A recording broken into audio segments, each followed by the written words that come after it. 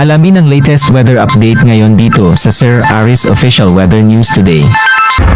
Kasalukuyan po na wala tayong minomonitor na low pressure area o anumang bagyo sa loob ng Philippine Area of Responsibility at tinaasan natin ito sa susunod na 2 hanggang 3 araw. Ang nakakaapekto sa ating bansa ay yung ITZZ o yung Intertropical Convergence Zone. Ito po yung lugar sa mundo na kung saan nagmi-meet yung hangin mula sa Northern Hemisphere at sa Southern Hemisphere.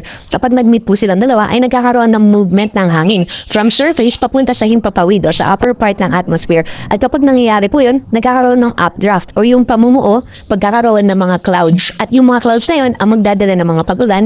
Kaya kapag sinabi po na yung ITZZ ay nakakaapekto sa isang lugar, ibig pong sabihin ay magiging maulap yung kalangitan natin at malaki yung posibilidad ng mga pagulan. At ITZZ po yung nakakaapekto sa ngayon sa buong Mindanao at ganoon din sa Eastern Visayas. Yung isa pa po na weather system na nakakaapekto sa atin ay yung easterlies. Ito naman yung hangin na galing sa Pacific Ocean.